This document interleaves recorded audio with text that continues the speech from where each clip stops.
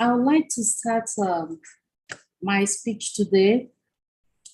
I would like to start my speech today with which is on gender approach to clean cooking solution in Nigeria, which can be simply put as better life for rural women. No, to me, no more teary eyes from the heat of smoke derived from wood cooking in the rural setting.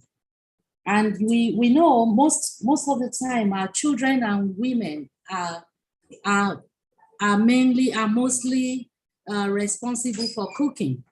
So today I'll be dwelling on this topic by going through these slides. Gender approach to clean cooking solution in Nigeria can be simply put better life for women. No more teary eyes from the heat of smoke derived from wood cooking in rural settings.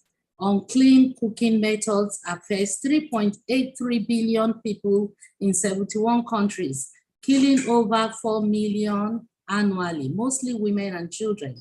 Traditionally, cooking poses barriers to women and girls.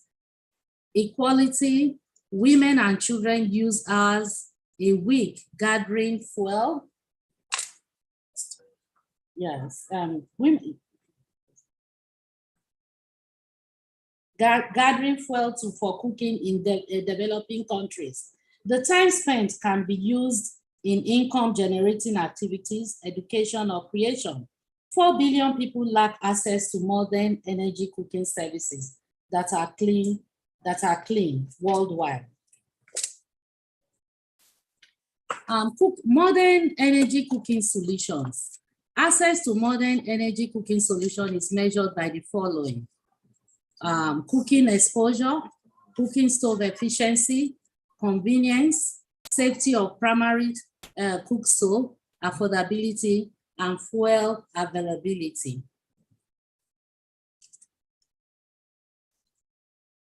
According to the United Nations SDG 7, about half of the global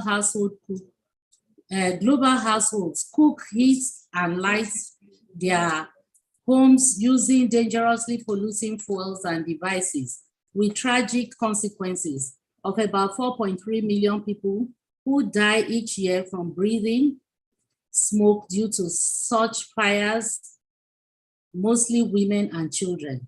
Women and children, particularly the girl child, who are often responsible for wood collection and cooking, carry disproportionate share of the burden.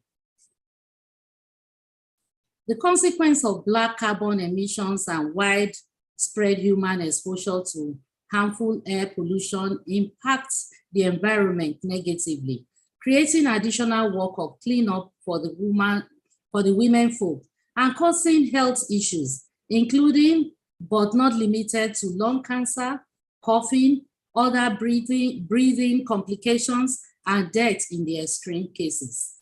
Economic impacts due to the increasing cost of kerosene, reduced productivity of women as it takes longer to cook with traditional energy sources due to their low calorific value. As part of the current government initiatives to deepen clean cooking solutions, as part of the rising interest in clean cooking solutions, the Nigerian government has the COVID-19 stimulus strategy. The Economic Sustainability Plan seeks to expand LPG use to 30 million households by 2025 and reach a total consumption of 5 million tons. This plan is built on the 2017 National Gas Policy that introduced other measures such as establishment of the National LPG Expansion Initiative and the establishment of a presidential inter-ministerial committee on LPG under the office of the Vice President. The federal government also declared January 1st, 2021 to December 31st, 2030 as the decade of gas development for Nigeria in order to deepen penetration of clean and cleaner gas alternative. The NMDPRA in 2021, as part of its domestic gas supply obligation policy, facilitated the resolution of NLNG to supply 100% of its LPG production to the domestic market in order to make LPG more accessible and affordable. NNDPRA is collaborating with the Ministry of Petroleum Resources and other stakeholders to build gas clusters for LPG and retailers as part of the regulatory role in deepening LPG and gas cooking penetration. Current government initiatives to deepen clean cooking solutions. We focus mainly on availability, affordability, acceptability, and accessibility. LPG utilization using the 4 A's. That is our focus. Benefits of transition to LPG as a cooking fuel.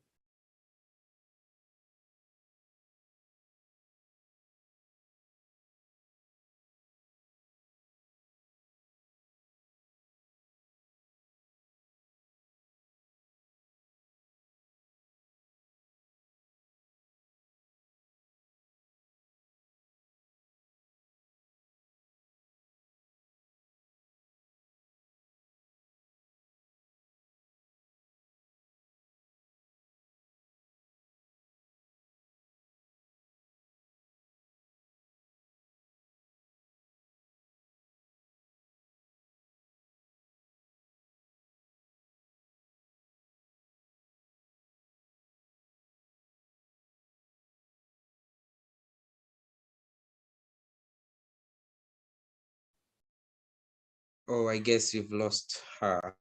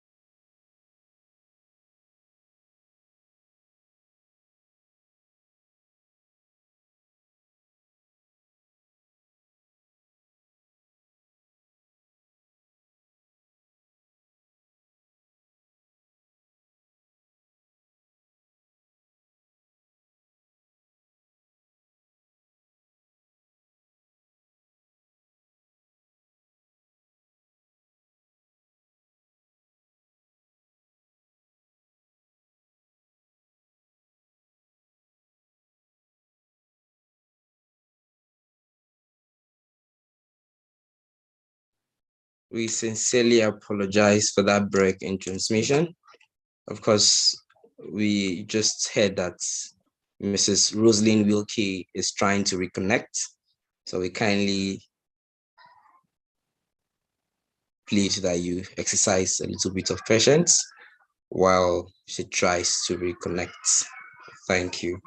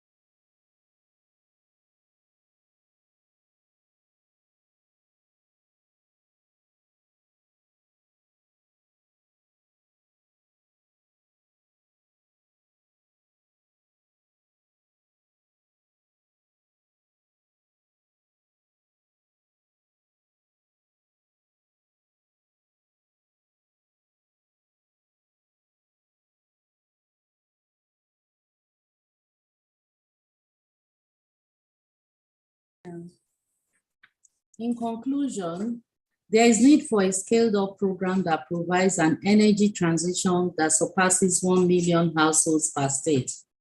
Partnership with stakeholders to attract finance to deepen LPG access to rural dwellers by donating cook stoves and gas cylinders for free.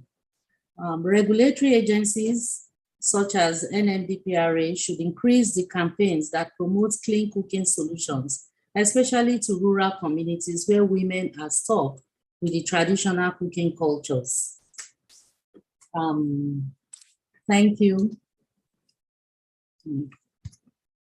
Thank you for listening, and sorry for the break in connectivity. Thank you so much. And of course, apology is well accepted. So a few points I picked from your presentation is what the federal government is doing. Of course, one of that is expanding the LPG use to 30 million households by 2025, which will sure have effects on the death toll, which you had made mention that about 4.3 million people die each year from breathing smoke due to polluting cooking fuels. Thank you to the federal government, and I believe and hope that more will still be done in this regard. Lovely presentation, ma'am, and thank you, ma'am. May please stop sharing your screen, ma'am. Thank you. Okay, ma'am. Please kindly exit sharing the screen so that you may invite the moderator to continue from where he stopped. Your Excellencies, very distinguished guests, ladies and gentlemen, we just heard from Mrs. Rosalind Wilkie, the Zonal Operations Controller of the Nigerian Midstream Downstream Petroleum Regulatory Authority. I know we'll have questions to ask. Of course, this will be done after we have all of our speakers speak. So kindly note and jot your questions. At the end of the three presentations, we would have the opportunity to ask our keynote speaker and the three other speakers questions as we wish. At this juncture, to take care of this panel session, to take care of the very next session, we'll be calling on a senior technologist in petroleum and gas engineering based University of Abuja, and of course, the program chair of Spe Abuja section, who is our moderator today. Engineer Victor Anoche, please, the virtual stage is yours. Please take over. Yeah, thank you very much, Akban. And then thank you everyone for joining us. Like our session chair said earlier, I'm passionate about this team because I'm a victim of not using clean cooking for a very long time. So I understand the effects. So talking about gender approach to clean cooking solutions in Nigeria, it is a known fact that lack of access to modern cooking services solution and cooking solution affect nearly half of the world population, especially in developing countries and rural and remote areas. So what does it mean to have access to clean cooking?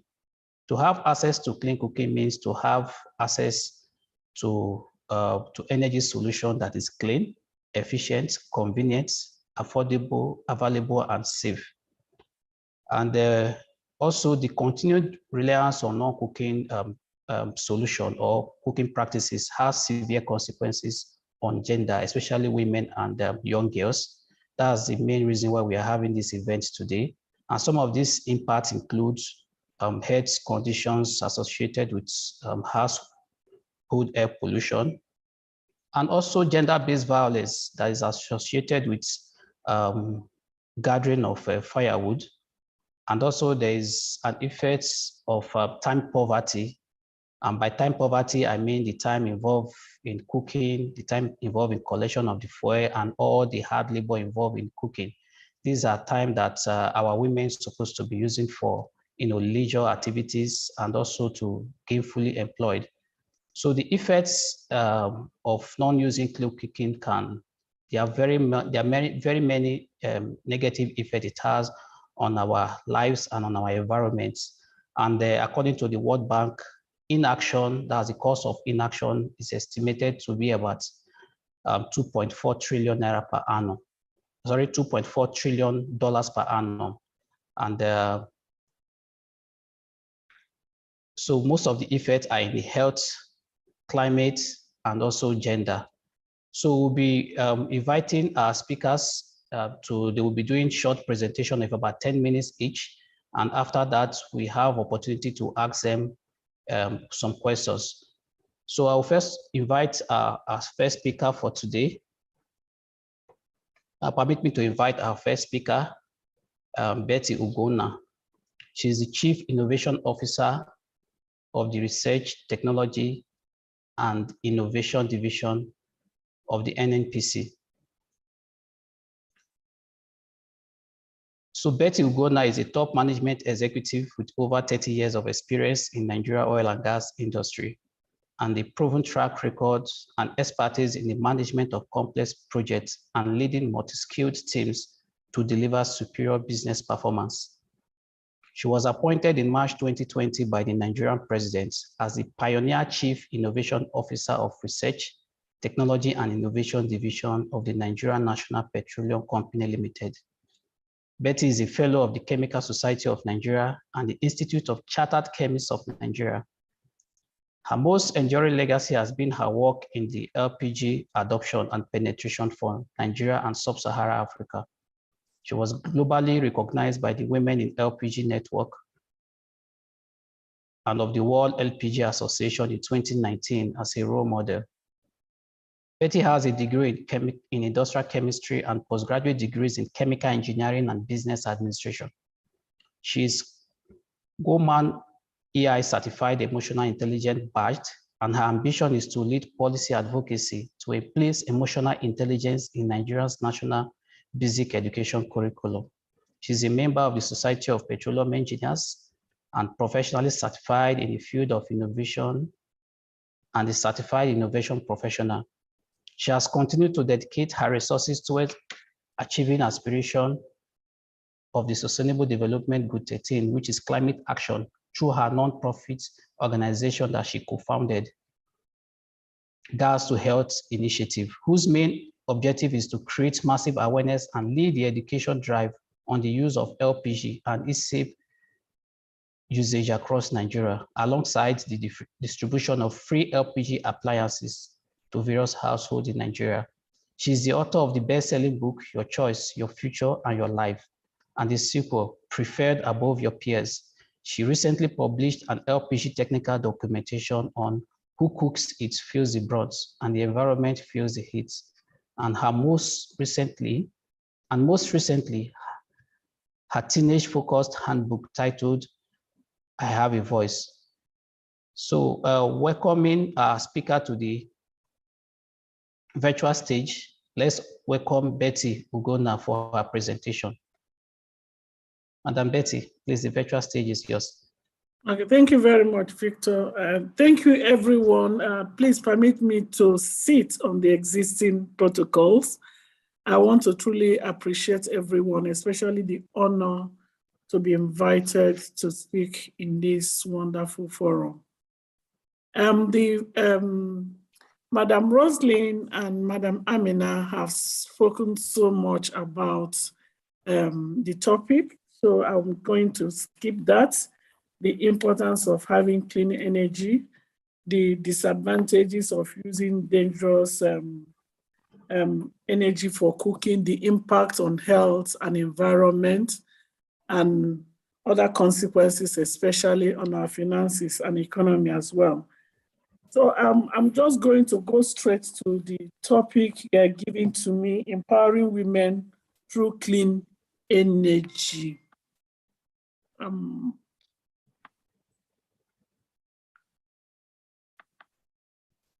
Please confirm you can see this slide. Yes, you can see it, Ma. We'd love that you make it on slide mode. All right, I will do that.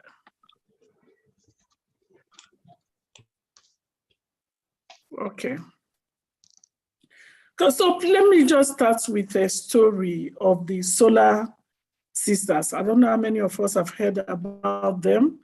The seed was planted when Catherine Lucy, a former investment banker, from America met Rebecca, a farmer in rural area in Uganda in the year 2008. She met her using a solar light to lighten her chicken coop, that is the chicken pen. And Rebecca was able to share what she had gained from using a solar panel to lighten her chicken pen. These are creative enterprise, transformed lives, which means that with more light, she was able to produce more chickens and more eggs. And as she sold more eggs, she built a profitable farm, improving her family's standard of living and building a community school. So I'm just sharing this story just to pep us up. If one woman can make such an impact with a solar panel, what could a whole network of women accomplish if we come together to adopt cleaner energy as the best energy to operate and to carry out our businesses? So clean energy is energy that comes from renewable zero emission sources that do not pollute the atmosphere when used, as well as energy served by energy efficiency measures. How does this work? Clean energy works by producing power without having negative environmental impacts, such as the release of greenhouse gases like carbon dioxide. So the next slide is the fact about the Sustainable Development Goals number 7, where it was mentioned that more than 40% of the world's population, over 3 billion, rely on polluting and unhealthy fuels for cooking.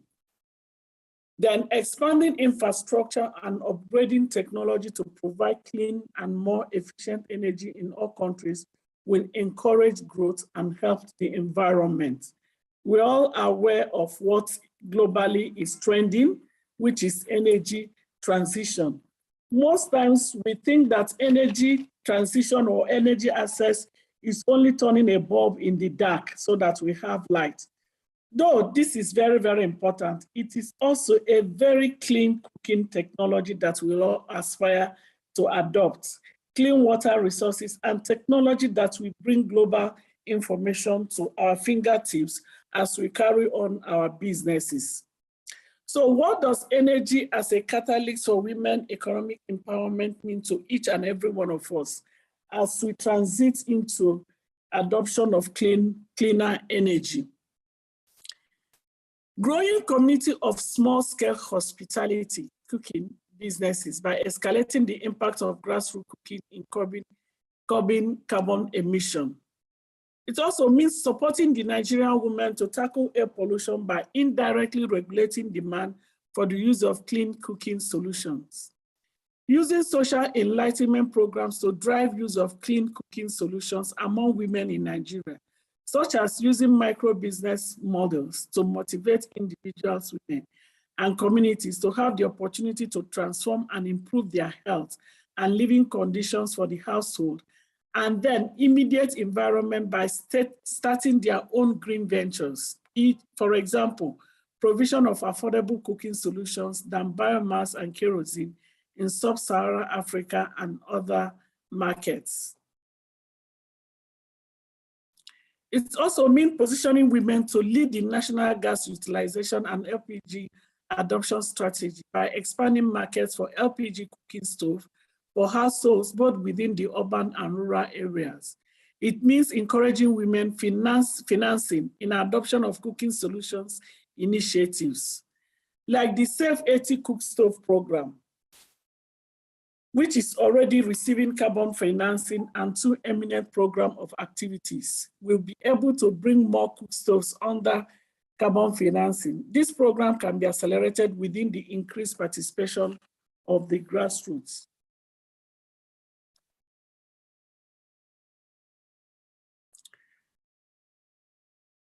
Women are often disproportionately responsible for household duties. This is particularly acute in rural settings, where women spend considerable time on tasks such as collecting firewood for basic cooking, heating, and lighting needs. There are a multitude of studies that demonstrate that improved access to clean energy improves baseline living conditions for women. These studies show improvements to women's health through cleaner indoor air, better nutrition and food safety due to improved access to clean energy, and enhanced health knowledge through better access to mass media and other means of communication. Women's particular challenges, such as having fewer access and the need to still fulfill household duties, such as caring for children, must be considered. So in order to capture the entrepreneurial gains, donors and host governments should incorporate one or two carefully selected factors into program design so that the beneficiaries are presented with multifaceted package. They may want to consider pilot programs in communities that already demonstrate some of these factors. For example, communities that offer strong women's networks and female-friendly lending institutions to increase the likelihood of early pilot successes. There are two well-accepted narratives related to economic growth when it comes to empowering women. The first one is vast gender inequalities, which have been mentioned earlier. These remain throughout the world and are closely linked to poverty and instability. Studies have shown that women perform as well as men in energy supply businesses, despite it being a male-dominated sector. Employing women in the industry challenges traditional norms and stereotypes about what women are capable of doing. Like the example of the story I just told us about the solar sisters. A female workforce could also contribute to greater energy access. Since women are part of different social networks vis-a-vis men, their inclusion can help businesses reach out to more households through awareness creation and education. The second one is the access to modern energy, which enables economic advancement. Electrical appliances also ease the burden of household chores, which usually fall on women. They are the ones that cook, they are the ones that go to the forest to fetch these firewoods. So clean energy for cooking saves the time spent gathering dirty fuel, such as firewood or cow dung, and reduces exposure to indoor air pollution, responsible for about 3.8 million premature deaths a year. Light at night makes it possible for women and girls to work and study. So access to clean energy allows for more efficient products, from those as basic as solar lantern to those as advanced as a washing machine. These products can reduce the time burdens of domestic responsibilities and create time for more productive, more formal engagement in the local economy outside the home. Empirical studies have been examined and also show the impact of electrification on female labor rates in developing country settings, which reinforces this hypothesis. This is just a quotation, let me go because of time. The importance of including women in clean energy.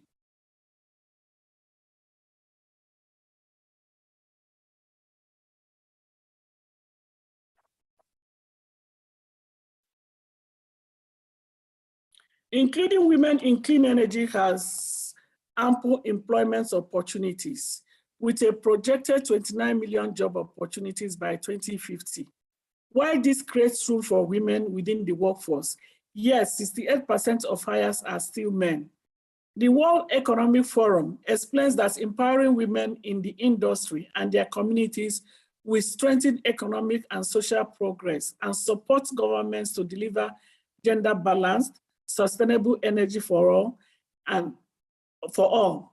Including women also has a positive impact on the energy sector. When women run energy enterprise, work in the energy and create energy policies, the policies are more efficient. The utilities earn more revenue and sell more energy commodities. Now, the 3 projects that empowered women, for example, with clean energy, like the Solar Sisters that I told us the story of how the seed was planted, what is their main objectives? They train women in entrepreneurship and equips them with the services and goods that they will need for their sustainable businesses. These women in turn provide renewable energy to those in need in rural communities in Africa. This Solar Sister story has drawn my attention, and I'm very, very passionate of how they started and what they are doing. Now, listen to their vision statement. Their vision statement says, Solar Sisters envisions a brighter world powered by women entrepreneurs. Wonderful. I repeat it. Their vision is Solar Sisters envisions a brighter world powered by women entrepreneurs. And then their mission statement says, Solar Sisters provides women with economic opportunities, training them, exposing them to technology, and support them to understand underdeserved communities in Africa. So you see what this group of people have come together to do, using the opportunity available to them to train their neighbors, their fellow women in the market on how to use better energies for their business. They recruit, they train, and then they support them by exposing them to how they can get easy finances to utilize this technology as they avail them to them. Then the Barefoot College is an organization in India that trains women to be entrepreneurs, solar engineers, and teachers so that they can bring electricity and education to their community. Then you have the M-Venture. This M-Venture program, sponsored by the New Energy Nexus, supports community-based organizations in villages in Uganda so that these CBOs can establish cleaner energy businesses. And after a year, the CBOs that perform the best receive more financial support. I just brought out these three examples to show us what women in other countries are doing. And I sincerely believe we can do better here in Nigeria. We have someone in the north who has taken the bull by the horn. Thanks to her ingenuity, dedication, and hard work, Habiba Ali, a new solar energy initiative, is not only providing her community with a sustainable and affordable source of energy, but also empowering other women through access to income generation activities. Habiba Ali, founder of Social Renewable Energy, said the country is losing its woodland due to tree cutting for cooking. In her words, we lose 350,000 hectares of woodland yearly for cooking energy. So furthermore, we also have Next Leaf Analytics, Rural Women for Energy Security, and women from the Mararaba Borum village in Nigeria with support from Climate and Clean Air Coalition. They have collaborated on an innovative approach to tackle household air pollution. Together, they have set out to test the sustainability of clean cooking solution in vast and culturally diverse country of Nigeria. Now, this is my story. The Gas to Health initiative with a firm resolve to bridge the gap between the LP gas industry players and potential consumers. This is my NGO, which was launched in the year 2013, as I had the opportunity to work in the LPG department of my company. And during the course of my assignment, I noticed a huge gap between the LPG that we have so vast in the country and then the consumers as a whole. And then the consumption rate then was just 58,000 MT per annum, which has nothing when you compare to the fact that Nigeria is almost among the top producers of LP gas in the world.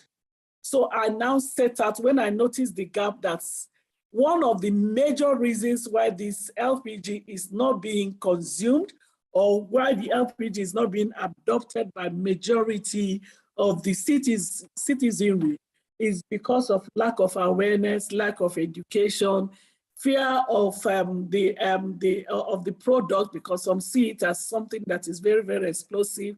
And then the fact that some see it as a product that only belongs to the elite and the rich group.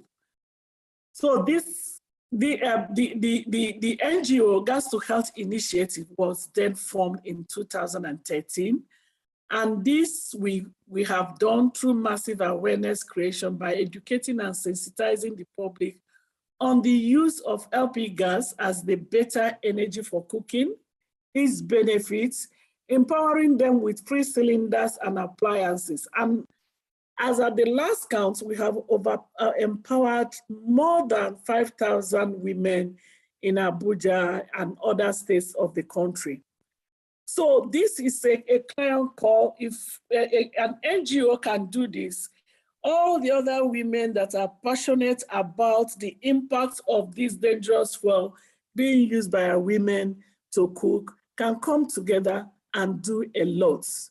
And we have a pet project in this Gas to Health Initiatives Forum where we are targeting the Mama Put. We all know who the Mama Put group are, because during the course of our program, we discovered that those groups are those that are massively using firewood to cook, and the impact on their health is something that you have to just get close to these people and they will tell you their stories. So we are targeting this Mama Put and we are empowering them in all the markets in Abuja. We've gone to Wuse Market, Uye Market, Gariki Market, and all the outskirts markets in Abuja, empowering any of them that we can identify that is still using firewood to cook. So by intentionally targeting the major consumers of firewood and its derivatives, thereby promoting the growth of LPG gas consumption in Nigeria, this has brought a shift of the market towards LP gas as the most efficient energy for cooking. And you can recall that last year, the LP gas consumption in Nigeria has hit over 1 million metric tons last year. So a lot is being done, and women are in the better position to tell this story because they are the ones using it, using the dangerous fuels to cook like firewood. They are in the better position to tell you the impact on their health, the impact on their eyes, especially the eyes, and then the impact on their timing as well, and even in the relationship with their spouses, their husband, because of the smelly nature of the kind of fuel they are using to cook. So I will use this opportunity to call every woman that is passionate and also caring about our fellow women that are exposing themselves to this dangerous fuel for cooking, to call them together, teach them, expose them, tell them the benefits of using better energy for cooking on their health and as well as in their pocket, because most times they don't know that it's even much cheaper to use LP gas to cook. Because of time, I will not go into the studies that we have done, all the market survey that we carried out, that most people spend twice the amount of money they will have used to buy a cylinder of LP gas to cook. They spend twice the amount in gathering firewood and using the firewood to cook, especially those that are involved in industrial cooking, in schools and all that. So it is time for us to empower our women by teaching them, educating them, and then exposing them to the use of better energy, not just for cooking, for lighting, and even in their farms, especially those that have poultry farm or industry. So thank you so much for listening, and I hope I've been able to convey to us the importance of empowering women to adopt cleaner energy for cooking and for other businesses. Thank you. Yeah, thank you very much, Ma. Thank you very much. Thank you very much, Madam Betty Ugodna. She just finished speaking on the topic, empowering women through clean cooking. And one interesting thing about your presentation is about you addressing how clean cooking helps women enterprise to grow. And also the need for more sensitization, because I'm sure there's this belief that cooking with LPG is expensive, is made for the elites, and not knowing that from your survey, it is actually cheaper and cleaner. And you also talked about the good work you are doing through your NGO. Thank you very much, Ma, for what you do. So we'll have time for question and answers. So we'll just go quickly to our next presenter. So he will be speaking for 10 minutes. So our next presenter is Mr. Salahuddin Tahir. He'll be talking on the clean energy access in Nigeria through proper gas utilization. So Mr. Tahir has 20 years experience in the oil and gas industry. He has degrees in both geology and petroleum engineering. He started his career with the Nigeria National Petroleum Company Limited. With the upstream and midstream gas supply and infrastructure project experience, Salahuddin had the opportunity to work with several cross-national teams across international oil companies.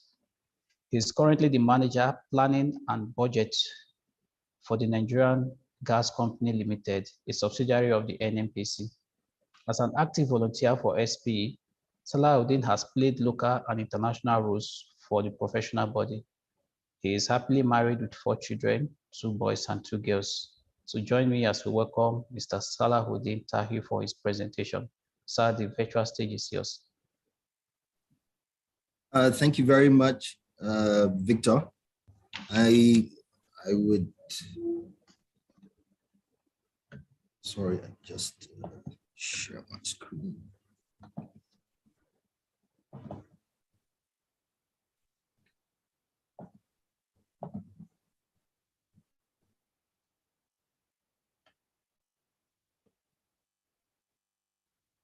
So can you confirm you're seeing my slides, please? Yes, we can see your slides, sir. Right, thank you so much, Victor. Good evening, all. I can't but help to really mention that I'm really impressed with my CIO, that's my Chief Innovation Officer. I don't know how you do it. You have a very hectic schedule, but you still have time to reach out and touch lives personally in positive ways. This is something that is worthy of enumeration. Thank you. So I'm here to present. Thank you, ma'am. Thank you. We look up, and I'm sure we will learn a lot from you. Clean energy access in Nigeria through proper gas utilization.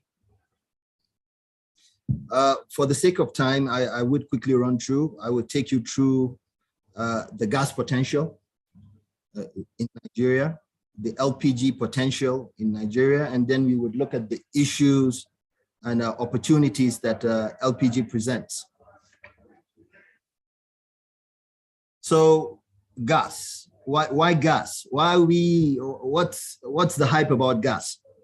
It's simple, it's straightforward. Gas is the cleanest fossil fuel that we have. It is very efficient. It's combustion friendly. It's very, very environmentally friendly. Produces close to 0 sulfur dioxide and low levels of nitrogen oxides. Now, this slide here, we're trying to show you the role of gas in the future. Now, Nigeria, as we know, and I'm going to show you down the slides, is viewed as more of a gas province. Oil, there's a shift or push for a shift to cleaner energy, renewable energy. But from this chart on the left side, I would put on a pointer, and I would urge us to just follow my pointer. So the blue here is, light blue is coal. This is natural gas. This is oil. And these are the combined renewables. So nuclear, geothermal, solar, wind. So we're concentrating on gas. So this is from 2000 to 2050. You see a steady increase in demand for gas. The slide on the right, sorry, the chart on the right, you would see gas here as number 2, coming immediately after solar and wind. So it shows you that there is a lot of opportunity going into the future for gas. So this demand is in Nigeria. The first was global. We still see coal is light green here. Natural gas is orange. You can clearly see that gas is the transition fuel for Nigeria. So this slide here, we're trying to show you Nigeria's gas reserves over the years, the increase. I'm happy that Madam Rosalind is here. She is the representative of NUPRC. Only 2 weeks ago, the chief executive of that regulatory arm announced to the world that our gas reserves grew from 206.50 TCF in 2021 to 209.50 TCF this year. You could see from 2011 all the way to 2022. Follow my pointer, please. From 2015, there has been an increase in our reserves. Ladies and gentlemen, we have gas in Nigeria. The NUPRC 2P gas reserve forecast for 2021 was that by 2025, we are hoping to have achieved 210 TCF. We are in 2022, we have achieved 209.50. So I am very optimistic that before 2030, we may hit 250 TCF of gas. Our Honorable Minister of State for Petroleum Resources at the World Petroleum Congress in December last year told the world that Nigeria aims to grow her gas reserves to 600 TCF. It is possible.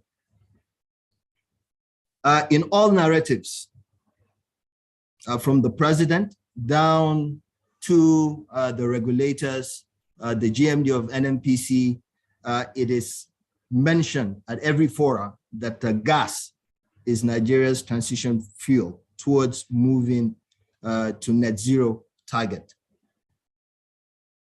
So this slide here just shows you the average gas production and utilization in 2021. For the daily in Nigeria, we produced about 7.1 billion standard cubic feet of gas per day. 23% of that goes to the domestic market. The domestic market includes power, gas-based industries, and commercial.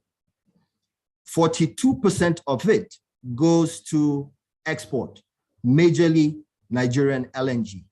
When we go down, you would see the important role that Nigerian LNG plays in the LPG space. 27% of the gas produced on a daily basis is re-injected back for pressure support or other operational uses within our flow stations and facilities. About 8% of our gas is being flared. At every opportunity that I have to speak, I always mention this. 20 years ago, when I joined this industry in Nigeria, we were flaring almost 70% of the gas we're producing. So over time, over my career, I have seen this dip to about 8%. So it shows we're doing something positive. There's a lot more that can be done. We need those gas volumes to be monetized and set down so that our sisters, our mothers, our aunties can have cleaner sources of energy to use within their households. So the LPG dilemma. Now I call it a dilemma. Here I have excerpts from different stakeholders in the LPG space. Let's start with Madam Aduni Abdul. She was interviewed by Reuters. I understand she sells one of the best moi moi, that's a bean cake dish on the island in Lagos. She's 73 years old. This is what she has to say. Gas is costly. That is why I'm using firewood. LPG had helped me breathe more easily and cooked my food faster. So this is a lady that was using LPG. She saw the value in it, but unfortunately, because of the price, she had to resort back to firewood. Let's see the General Secretary, Nigerian Association of Liquefied Petroleum Gas Marketers. What does he have to say? It is worrisome that despite the abundance of gas reserves in Nigeria, the level of cooking gas produced for local consumption is low and can't meet the 1.2 metric tons consumption size. You would have noticed earlier that the first speaker, my CIO, mentioned that our LPG consumption has passed the 1 million metric ton pass mark. So this confirms it. So it's actually 1.2 million metric tons. So let's go to Mr. Philip Michel-Bila. He is the MD of Nigerian LNG. And why are we bringing Nigerian LNG here? Nigeria, our demand is 1.2 million metric tons of LPG. As it is today, or rather, since LNG has committed, I would, after this statement, Nigerian LNG has been meeting 40% of our national demand. So yes, it's an LNG company. They get LPG byproduct. They push it. 40% of Nigeria's needs they meet. 60% of our demand in Nigeria comes from export. We have a lot of gas in Nigeria, but we import 60% of our LPG requirements. So Mr. Philip Michel-Bila of LNG, he is mentioning that Nigerian LNG is committing 100% of its LPG supply. And this is a major milestone in NLNG's journey towards domestic gas supply. Now we go to Mr. Debo Olujimi. He is the CEO of Ebadeb Energy Services Limited. This is a storage and dispensing facility that was commissioned by the Chief Executive Officer of NNPC Limited last year, towards the end of last year. This is what he has to say. In the next 10 years, it is estimated that 60% of Nigerians will be using LPG. So 10 years from now, and I will revert back to my CIO. You remember she mentioned something about public enlightenment. 10 years, 60%. I feel that is really far. What do you guys think? Well, food for thought. Let's go to my GMD, the chief executive. This is what he has to say. Two things are in place. One is supply, and second is the international market of gas. As you are aware, it moves with international price of every other petroleum product, including crude oil and its derivatives. So what does this tell you? We import 60% of our needs. The crude oil price, no thanks to what is happening around the Eurasia bloc, has moved to an all-time high. The last time we've seen this was 8 years ago. Crude now goes for over $130 a barrel. And automatically, this will affect your LPG price. So let's go to our Minister of State for Petroleum Resources. What does he have to say about this? We are trying to see how we can introduce gas as an alternative for fuel. And we are also trying to deepen the penetration of LPG use in the country. So the government is fully aware of this, and they're taking steps towards ensuring that LPG penetration is deepened. Now let's look at our regulator, a colleague of Madam Roslyn, Ayorinde Cardoso. This is in Lagos. He's the controller for Lagos. This happened last year. The LPG cooking gas plants were shut down for non-compliance with NMDPRA guidelines and international safety standards. 65 gas plants were shut around that time. That's LPG plants. What we are doing, apart from closing these plants, is more engagements with people that want to go into such businesses. So we're going back to enlightenment, public enlightenment. And this statement clearly shows you also that even our wholesalers, our distributors are not going according to regulation. If you're not complying to regulation, which means you're not meeting the required safety standards, you're not meeting the mix that is required, then it's at the end of the day, it could create a lot of fatality. Now, we know that in our kitchens, we have our mothers, our sisters, our daughters in there cooking for the family, and they're exposed to these dangers. So I have this beautiful slide here. It shows you the gas infrastructure blueprint in Nigeria. It shows you we have a vast network of pipelines running in the east. Follow my pointer, please. This is the west. You have in the east. We're now building one in the north and an interconnector. But sorry to say, that network of pipelines actually is meant to carry, follow my pointer, majorly this methane. So there is a specification of gas that is expected to be transported through that infrastructure that we're building, and it's majorly methane. Now, the reason why I want to point this out is because our LPG is around these two constituents of our natural gas, propane and butane.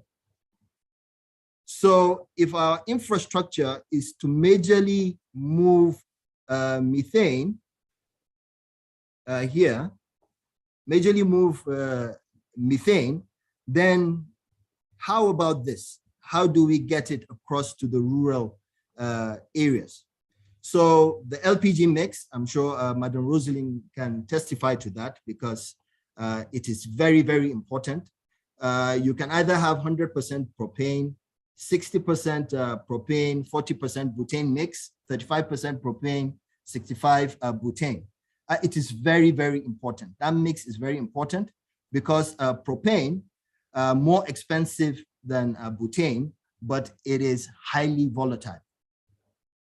Propane is more susceptible to flames than butane.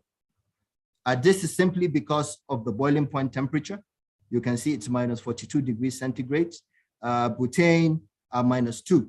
So the propane is most preferred outside Nigeria, but in environments such as ours, butane would be the most suitable. This is more suitable and safer for domestic use as cooking gas. In Nigeria, there is a regulation for the mix, 2080 propane, butane, or 7-bar maximum. That 7-bar maximum is either 40% propane and 60% butane at a temperature of 37.8 degrees centigrade. Sorry, I have to move around this, or rather, I could just do that. Sorry. Okay, so out of almost 8 billion people living on Earth, 2.6 billion of these people don't have access to clean cooking facilities. That's about 1 to 3, as was mentioned by the CIO. Now in Asia, you can clearly see an improvement and an acceleration in the use of LPG. Why is that? There is an increased drive towards massive distribution of free LPG cylinders and public enlightenment, as well as putting in place the necessary gas infrastructure to move these LPG products from one end to another. Now in Africa, about 35%. Sub-Saharan Africa, we still have a lot to do, a lot of catching up to do. Public enlightenment, putting in the necessary infrastructure, and then supporting the pricing for this product. I want to take you through the value chain. So, you know, some of you are there, you have a cylinder at home, but you don't really understand what it takes to bring that cylinder to your doorstep. Well, I would show you here. The first thing is, don't forget, about 40% Nigerian LNG provides, 60% is imported into the country. And when you're taking this, you need this kind of vessels to move it from wherever it is loaded to your country. So when you get to, let's say, the jetty or the port in your country, the coastal area, you would need terminals to offload this. Now, from there, you would need trucks and other similar kind of movable motors to come here, lift what you have deposited in here, and then take it to the market. Now, it is not only about taking it to the market.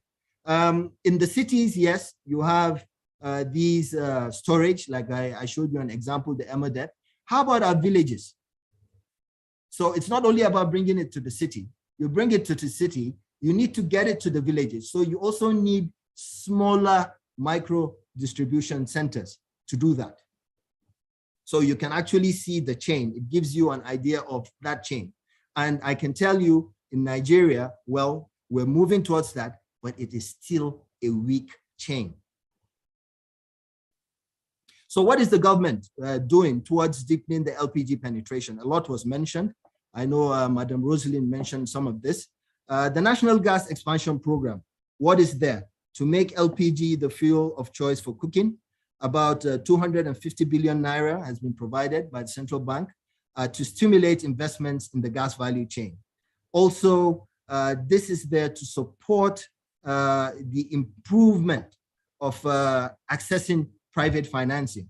The target by government is to drive LPG consumption by 5 million metric tons in 2023. Now, the Petroleum Industry Act, this is a singular act that has managed to create an upstream and a midstream regulator. So today, you have a midstream regulator that has their eyes on gas.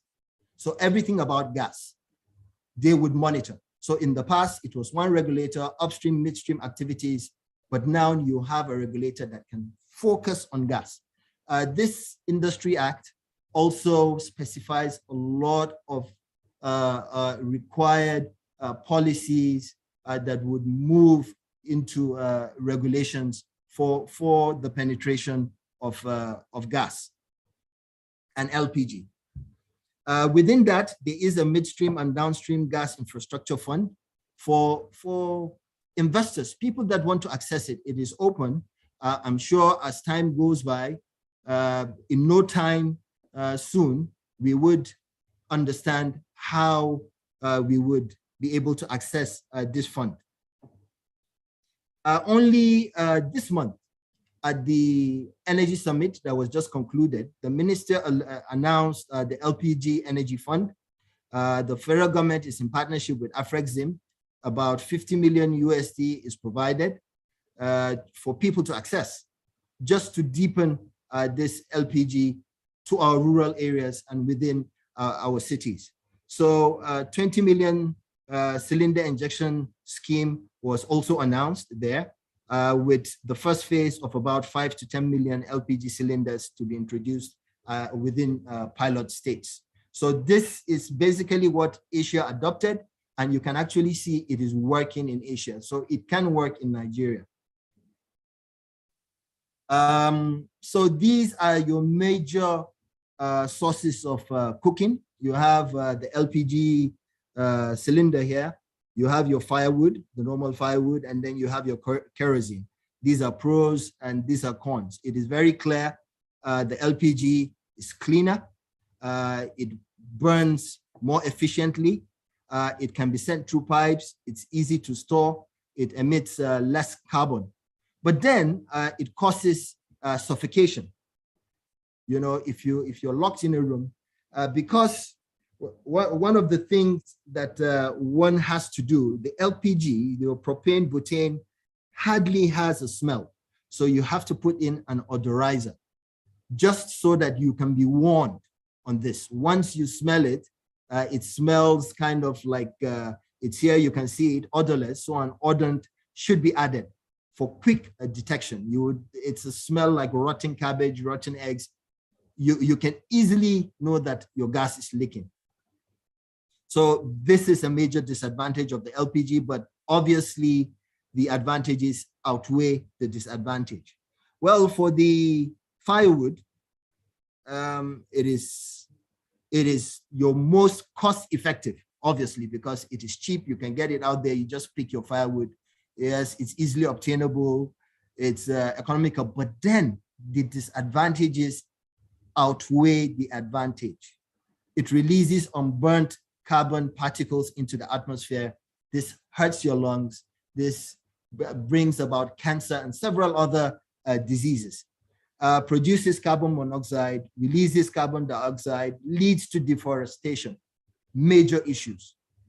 For the kerosene, fast cooking when used, easy storage, can be bought in small quantities, is a good alternative, but then it produces high levels of pollutants. It significantly contributes to our indoor air pollution and in health. The smell in food, I'm sure a lot of you would know, when you cook food on a kerosene stove, when you're eating that food, you would still feel and sense that smell, that kerosene smell. It is highly flammable and as such dangerous. So this was gotten from Reuters. It's about the LPG price in Nigeria from 2019 to 2021. You can clearly see that at one point it was a bit stable, and then from 2021 it went haywire. It rose out of this chart. Now today, you know, it's funny whenever my wife comes in to say the LPG, your cylinder is almost exhausted, you need to buy one, I'll ask, how much is it today? You know, because it has been rising by the day. Today, I think it's about 8,000 naira or so, which is quite high. People cannot, it's not everyone can afford that. Now look at this. This shows you the demand for LPG in Nigeria over the years from 2011 to 2020. The blue is the domestic use, the orange for chemicals. You can clearly see that the LPG demand was growing all the way to 2019, but it's dipping now because of the price. Something has to be done about this price. So there are issues on pricing issues and challenges. So I had mentioned initially that LPG is tied to crude. And we know the price of crude today. It's growing every day. So automatically it means LPG is moving out of our hands. Now, the government also introduced a VAT on LPG 7.5. I understand that it's still not yet fully effective, but it's still there in the space because it's been announced, 7.5%, and that is also causing some ripples in the pricing. Our reliance on import, I mentioned 60% of what we require is being imported, and we know the devaluation of the naira and the scarcity of the dollar. So if you're importing products and you need the dollar to do that, obviously that would also impact on the pricing. And now we have also seen situations where these depot owners, don't forget that Nigerian LNG provides about 40% of what we consume. But the depot owners, when they're selling this LPG, they don't differentiate Nigerian LNG from what is being imported. It's just one flat price, unfortunately. Now, I mentioned to you the supply chain issues. you need right from the plant or from out of the country to our villages. So it is a long process, and we need to work on that. The gas infrastructure, how to move that from point A to point B. The inadequate infrastructure, needless to say. What are the opportunities for LPG? LPG is cleaner, is cheaper than other fossil fuels. Now there is a global push for energy transition.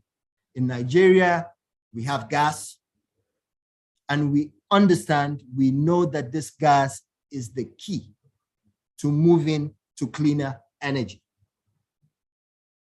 So there is that push. We have the gas, we're leaning on that. Now there is support from the government. We've seen that, the Petroleum Industry Act, the Decade of Gas Declaration, the National Gas Expansion Program.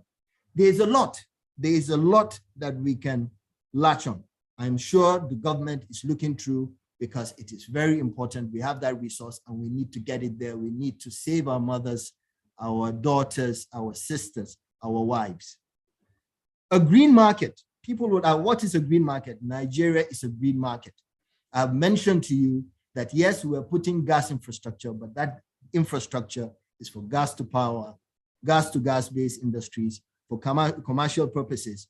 Today, if I come in as an investor in LPG infrastructure, there is a lot to reap from there. The space is open. You can easily come in and lay your mark. National population. Today, we're talking about 200 million Nigerians. We're moving towards cleaner energy.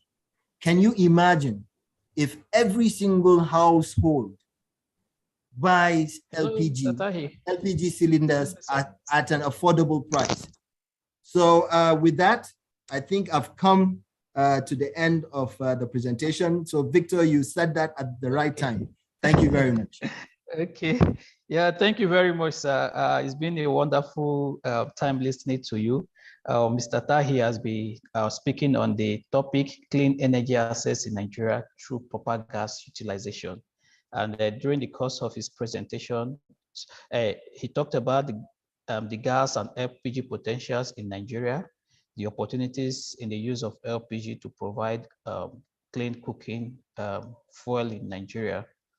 And I'm also excited that he talked about what Nigeria is doing to increase her natural gas reserve and to reduce waste by reducing gas flaring. So it's been an interesting one so far. It means there is hope for Nigeria. There is hope for our women to have access to clean cooking. Thank you very much, sir. So like I said earlier, we'll have opportunity to ask the speaker's question. So moving to our next speaker, we have our next speaker, Megan Collins.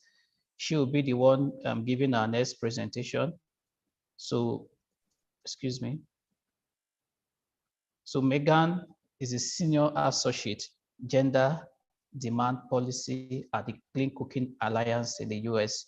Megan manages the Clean Cooking Alliance gender portfolio, providing technical and programmatic gender capacity building support and supporting gender mainstreaming throughout the Clean Cooking Alliance household energy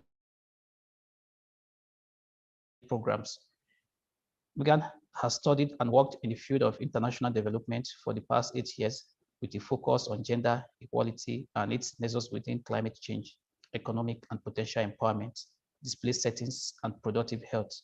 She has lived and worked in Southern Africa, conducting research and implementing projects around women's empowerment and inclusion. Megan holds a Bachelor's of Arts in Global Studies from Providence College. So join me to welcome Megan as she give her presentation. Megan, the virtual stage is yours. Thank you. Thank you very much. I am going to share my screen.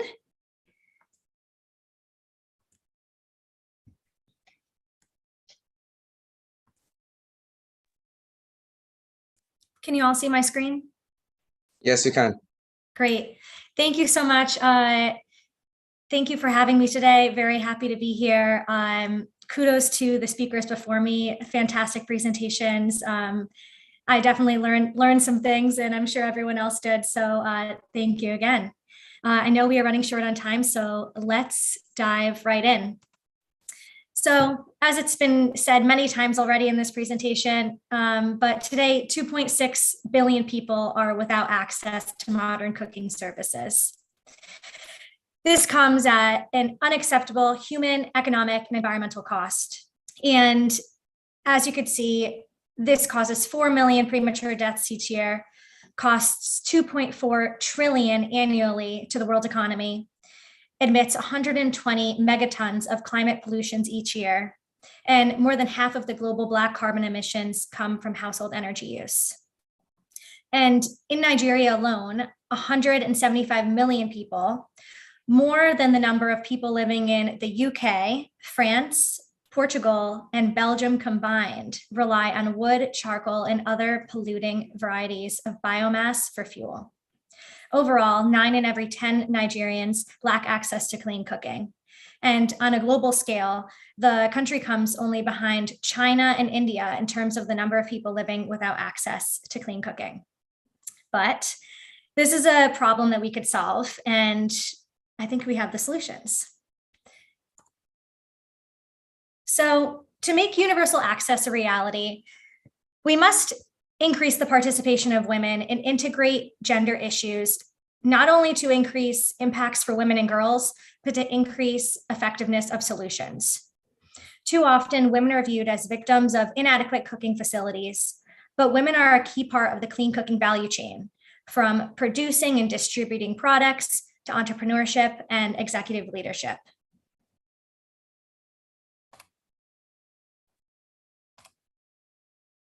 So to talk a little bit about the Clean Cooking Alliance, oops, sorry, I missed a slide.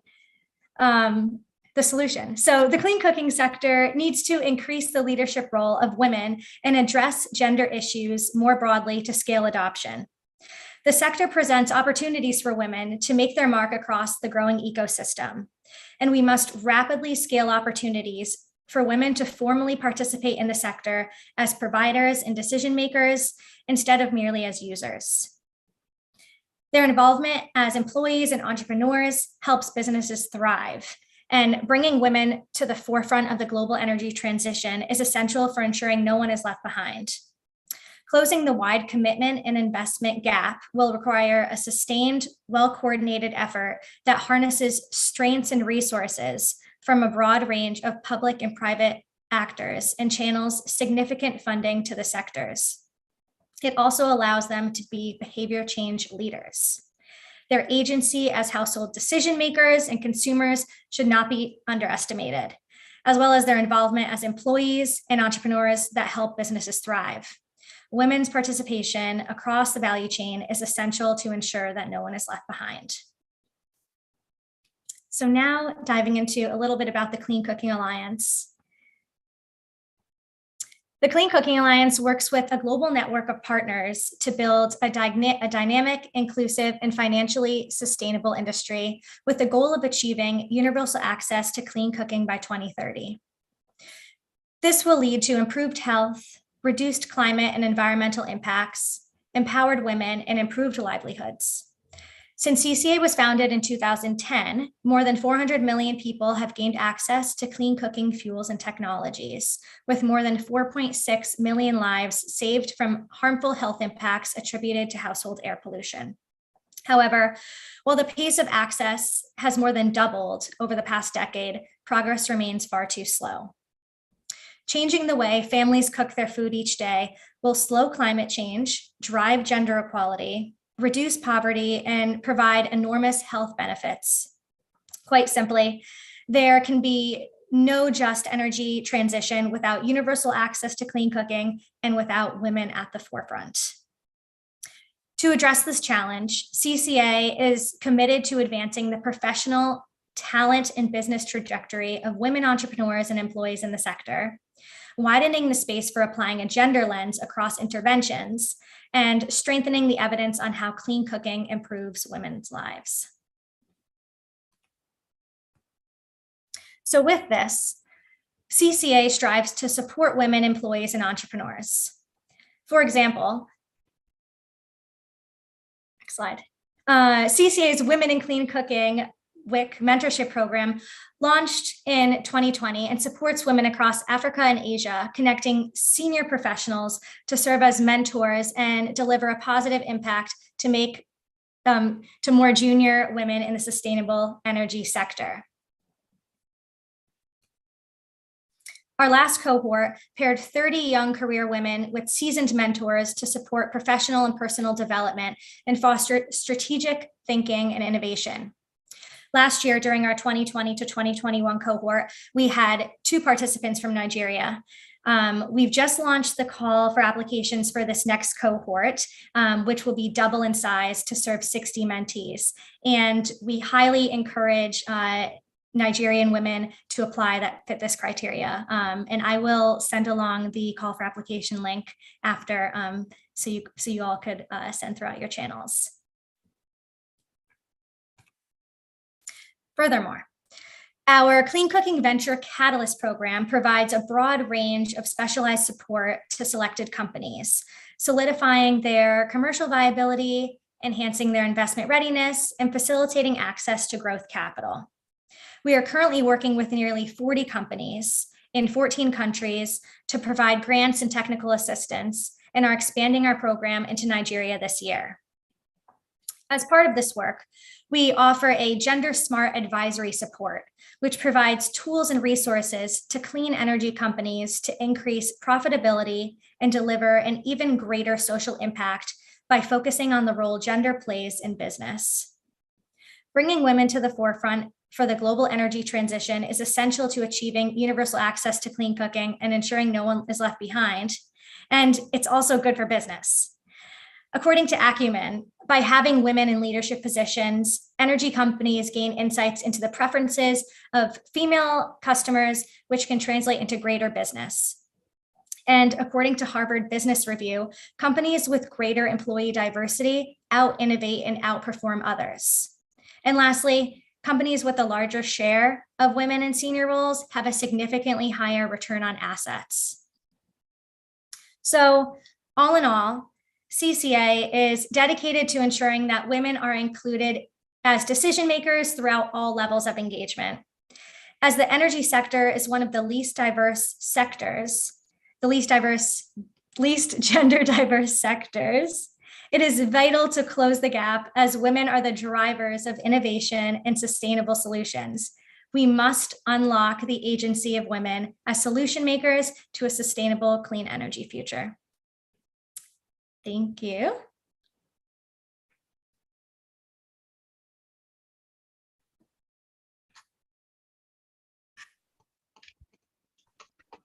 Okay, thank you very much, Megan. So far it has been a very interesting one.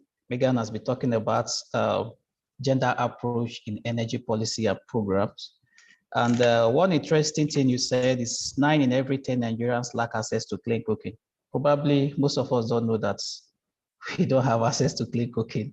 So it's actually it's an alarming one.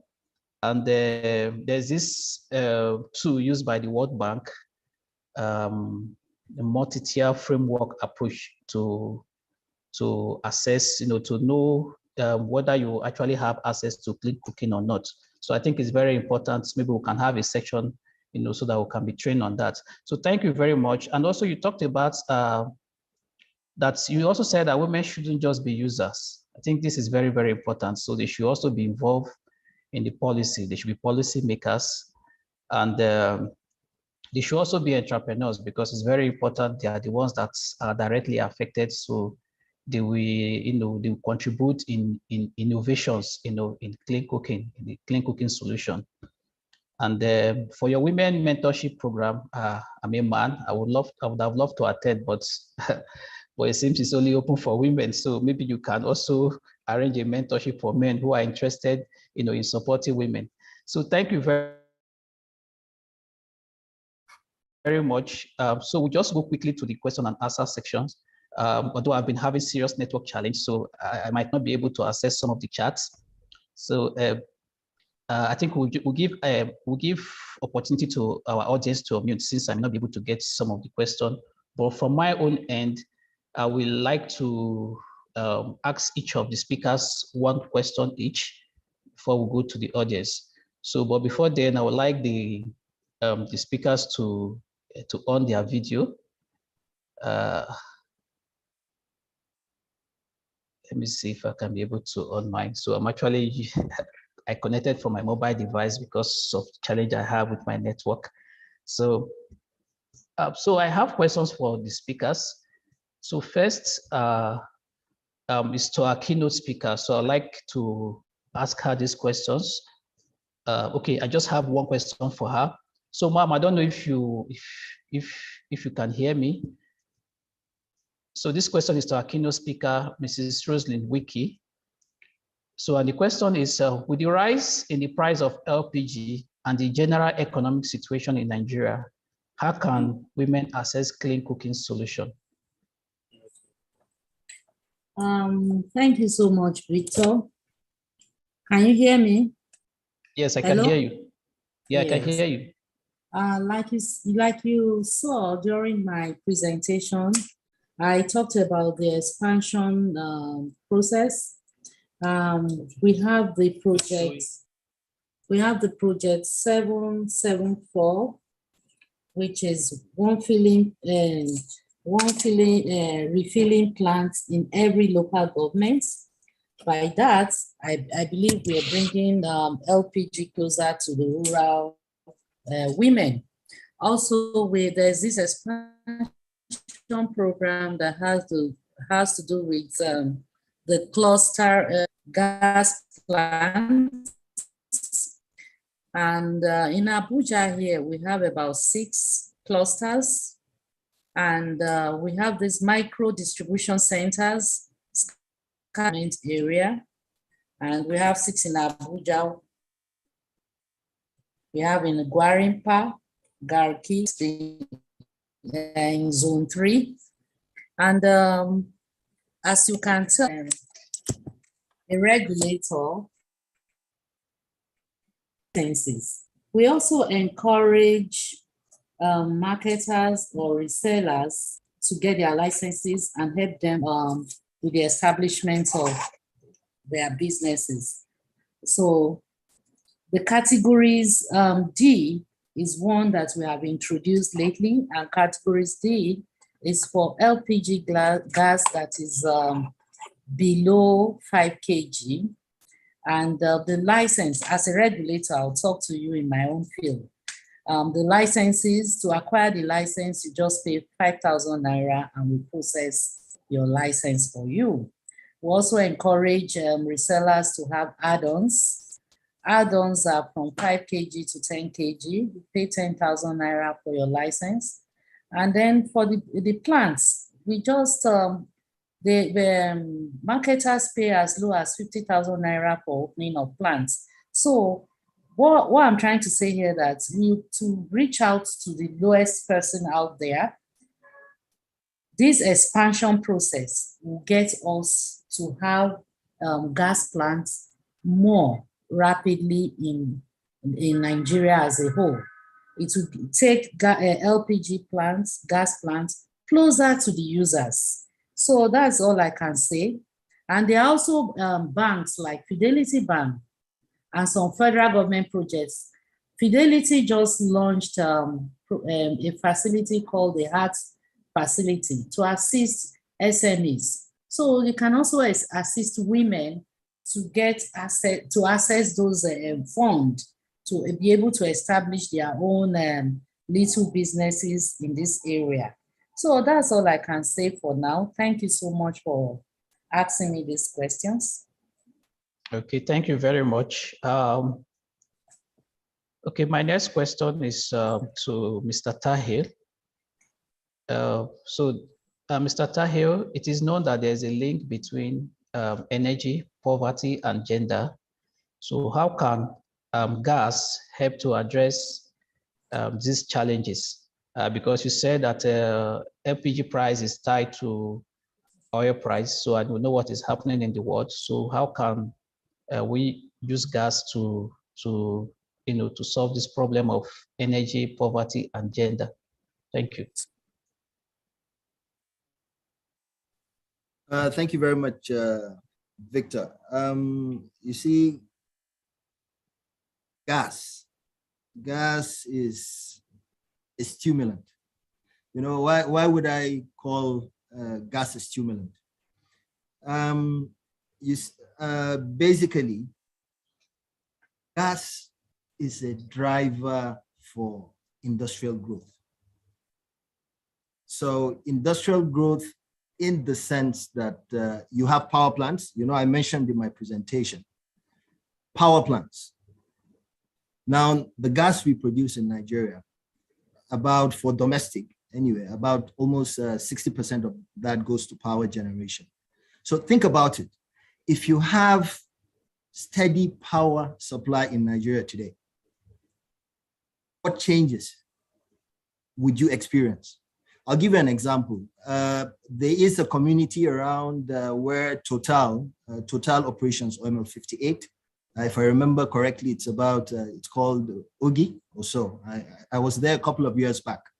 Now they have a power plant there because Total has a gas processing facility. Do you know that at that time, people were moving from Port Harcourt to come there because there was steady electricity from gas, and they were establishing businesses, pure water, several businesses. Now, these businesses would employ people. That is just on a small scale. Let's go to large scale. Fertilizer. Dangote today is about launching his fertilizer plant. It's going to be powered by gas. The feedstock is gas. Think about it. How many people can that facility employ in Nigeria? Men, women, people of all gender. You are empowering people. Those same people, if they're women, they would go back home and they would be able to afford gas at whatever price if they're well paid. Government regulations. I showed you what the government is doing. The government is not sleeping. They're working towards stimulating the use of gas. CIO mentioned public enlightenment. If you have the right economics, you are paid well. At the end of the day, it's the best for all. Okay, thank you very much. I hope that answers your question. Yeah, thank you very much. I'm sure also that our audience are listening. So my next question is to Megan. And so what is the role of women in making policies and ensuring that these policies are implemented? Because we will not expect the men to be the ones making policies that will, that will support women alone. So what is the role? How can women come in? Sure, thank you so much for the question. So, while we know that there are specific vulnerabilities that women face, policymakers and sector actors underutilize their unique experiences, skills, and contributions to sustainable solutions. And we need to create space for women's participation and representation throughout all levels of engagement, from community conversations to UN dialogue and everywhere in between. Bringing women to the forefront is essential to accelerate progress. And as I mentioned many times, ensuring that no one's left behind. And we must rapidly scale these opportunities for women to participate, not only as the receivers or users of the goods and services, but as providers and decision makers in policy, programs, and business models. So I think overall, the role of women right now, we need to lift them up and create the space for them to participate at all levels, to ensure that these policies are implemented, ensure their voices are heard, and accelerate progress. Okay, thank you very much. So my last question is to Betty Ugonna. And please, if you have any question, just raise up your hand. The MC is going to unmute you, and you can also drop your questions on the chat box. So we'll just take a few questions because of time. So, so my question to Betty is, how can women entrepreneurs access funding? Example, okay, how can women entrepreneurs access support, like in the form of funding for their enterprise?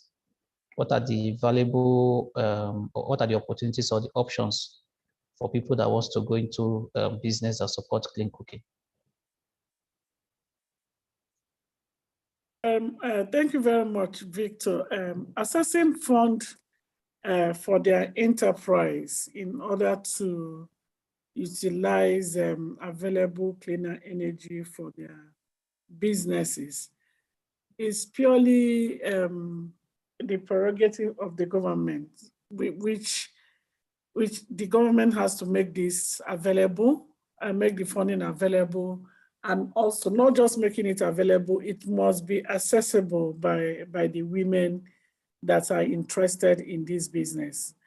And also, in addition to that, women can come together, those that are passionate about encouraging their fellow, like the solar system sisters, the story I told us about in Uganda.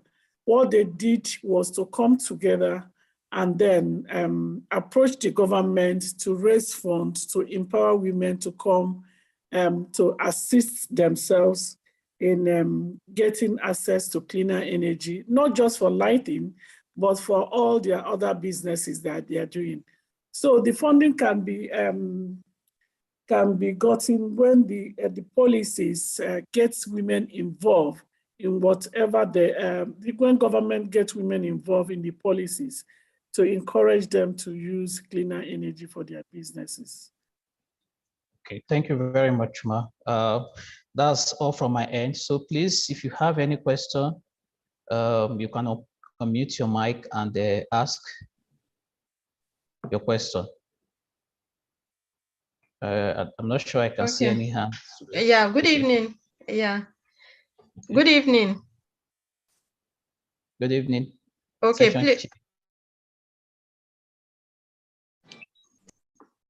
Okay, I want to.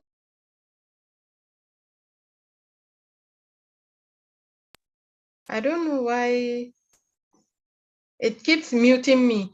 So I want to ask Megan, how do we partner with CCA in Nigeria? Because from your presentation, I understand you want to come into Nigeria. So I want to know how we can partner maybe with Spe Abuja to see how we can work towards integrating LPG, creating awareness, educating, and also so that our women in SPE can have access to the training programs that you people are. So how is it possible? If it's possible, how do we go about it? Yes, thank you so much for that question. Well, first on the mentorship program, I'm very excited about the second cohort for the Women in Clean Cooking program.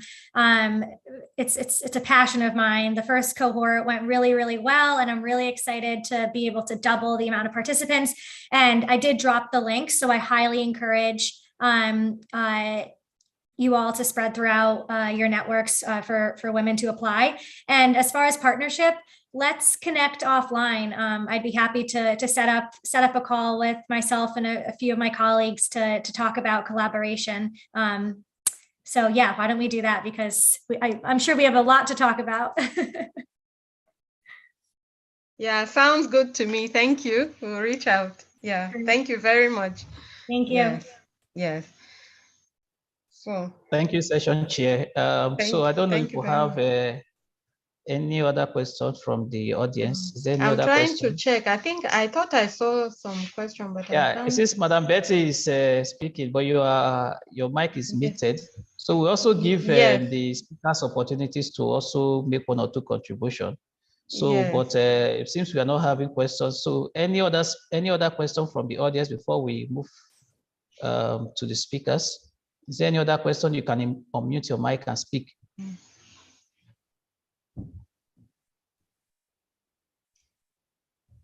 Madam Betty, how do you operate your NGO on the gas? How do you work it, and Do you have volunteers, or how does it work? Can you shed more light on it?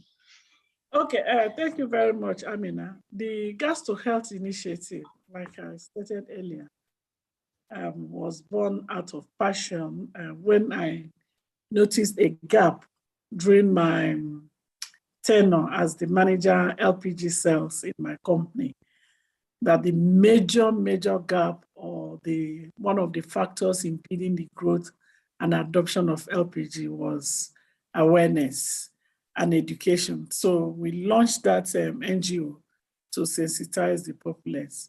So how does it work?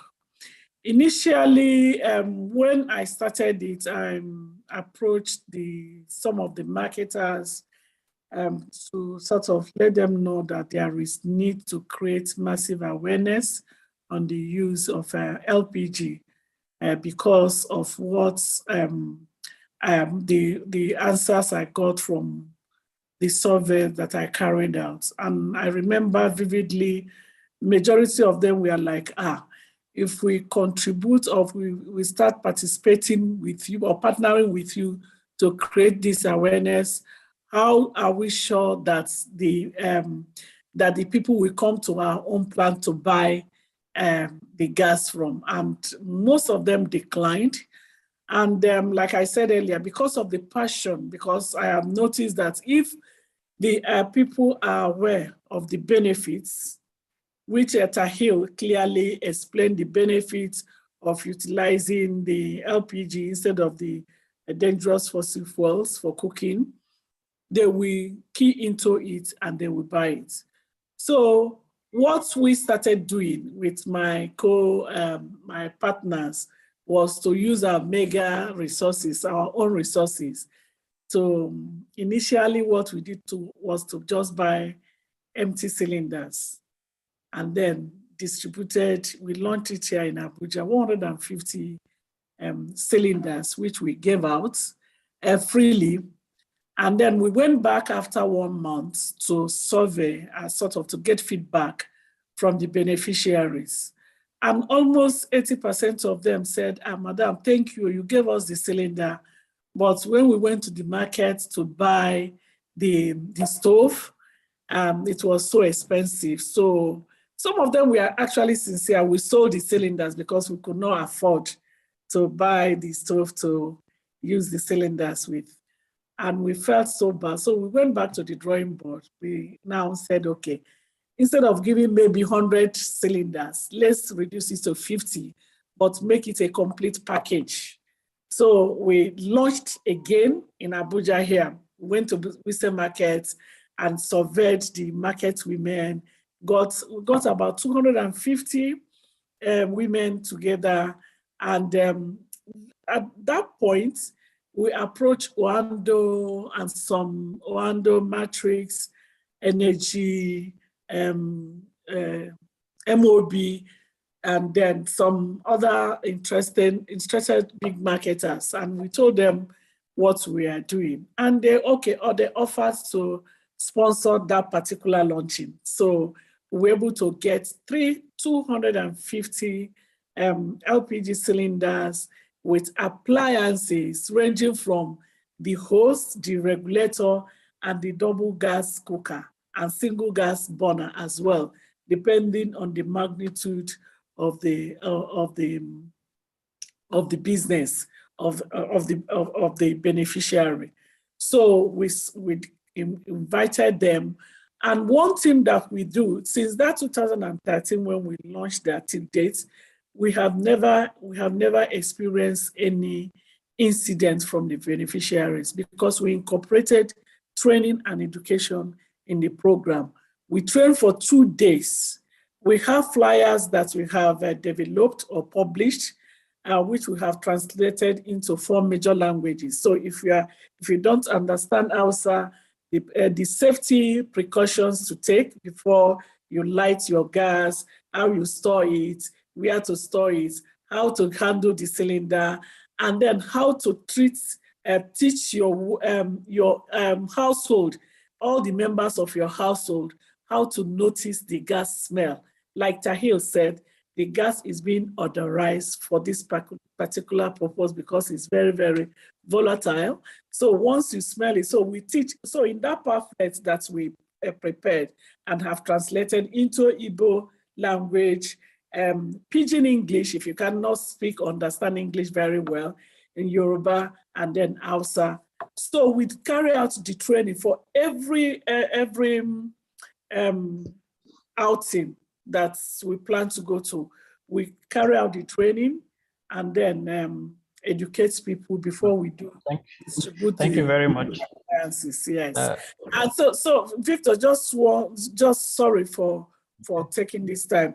And then after that second outing, we now went back for feedback again, because this is very, very important. It will enable you to either improve on your next outing or to stop matter. So by the time we went for the feedback, we gathered that some of the plant owners in the vicinity where we went were even interested, because those beneficiaries went back to them to buy this gas when the ones that we gave them, because we gave them cylinder filled with gas. So they became interested. That now gave us an idea, an innovative idea for our next outing. So the next outing will now get the plant owners in every area that we are going to involve. We get them to know that we are coming here to create awareness, and whoever that we convert to the use of LPG will become your eternal customer. So with that, we started getting their patronage. And so that's how we've been doing that. And as of today, out of the 36 states in the country, we have gone to about 24 states in Nigeria. And our pet project, which is the Mama Puts, Convert Mama Puts business owners to LPG, is working. Like Tahil said, unfortunately, when the price of gas increased, they started calling me, Madam Betty, you put sugar in our mouth.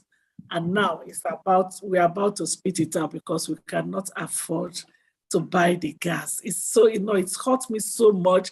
And for those that I could reach, I was able to say, okay, well, yeah, take this money, add it to what you have, and please don't drop the cylinder again. So that's where we are.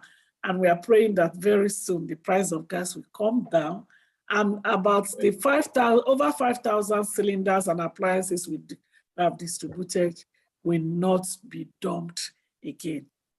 Thank you very much, Ma.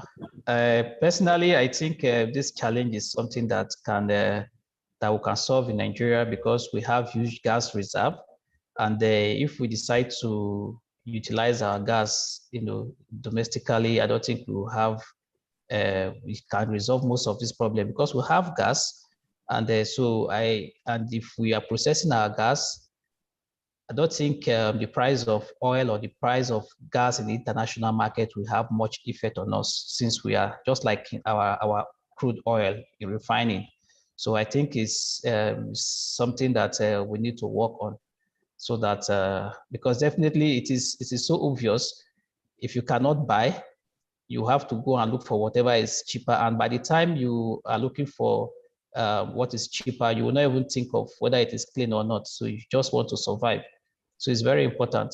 So I don't know if we have any other question from the audience, or if we have any of the speakers that want to, because we're already concluding, if you have any other comments to make, I think you have the opportunity to make such comments. Then if we see our question from the audience, before I hand over to the MC, so please let's just have our comments. Thank you.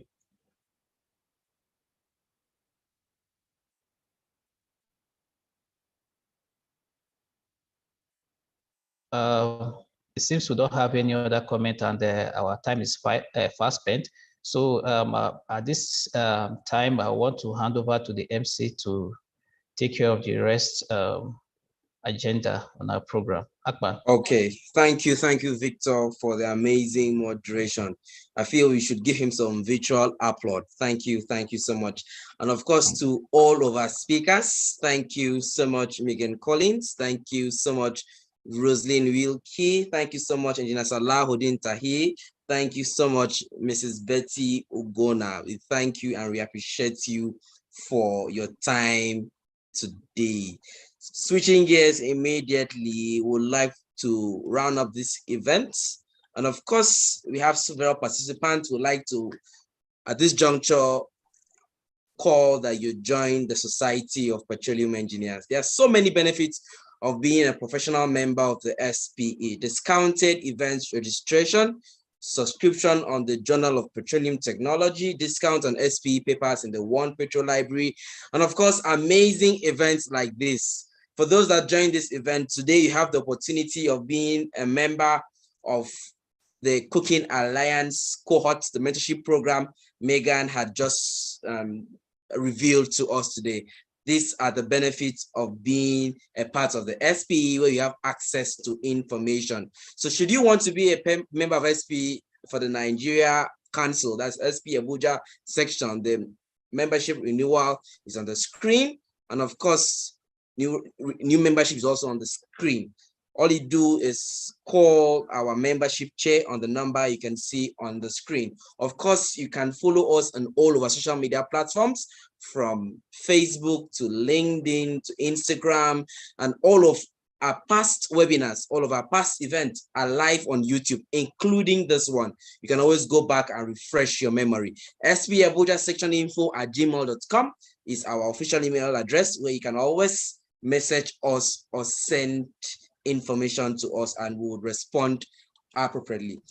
We have an event coming up soon, which is a 2 days intensive training. It's a free training on subsurface data analytics. We have 2 young gurus who will do this training, Friday 18th March and Sunday 19th March. The registration link is on the screen, and of course on all of our social media platforms should you want more information about the training.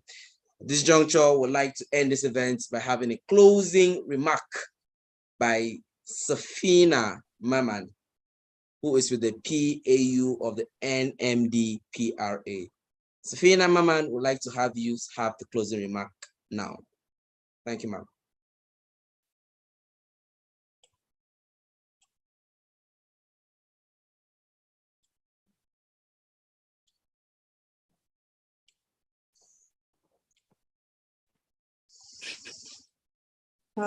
Good evening, everyone.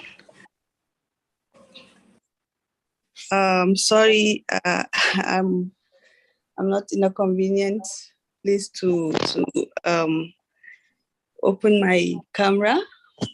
We've listened to this great presentation, and we can tell that we've had a lot of information we didn't know before, and some things we were underestimating. We've now known that they are beyond what we actually thought. Thank you so much to all the presenters. We appreciate your presentations. Thank you. Thank you so much, Safina. And to close the session, we would love to close the session, I'd like to request that we all turn on our camera for a quick photo shoot. Kindly turn on your phone camera for a quick photo shoot. Kindly turn it on. Let's have a quick shoot. I can see everybody that has joined from SPE Warwick section. Sarah Nwine, thank you, ma, for joining. Thank you so much. A quick photo. Kindly turn on your camera. Thank you. Did you ask us to smile? Okay. So when I say SPE, you say oil and gas. SP and E. Oil and gas. Oil and gas. So you can also help me by getting your thumbs up. Just a thumbs up. When I say SP and E, your thumbs up, oil and gas. SP and E. Oil and gas. Okay. For the next 5 minutes, we have a quick interactive session. You can network here, and in 5 minutes, we close the meeting. So kindly enjoy your interactive moment now. Thank you. Thank you. Thank you very much. Thank you very much. Thank you. Thank you. Thank you very much. Thank you, Mr. Thank you very much. Thank you, Megan. everyone. Thank you, Thank you everyone. for the opportunity Thank to you. listen to Thank you, everyone. amazing presentations. Thank you. Megan, I'll reach out to you afterwards, right? I'll send you an email.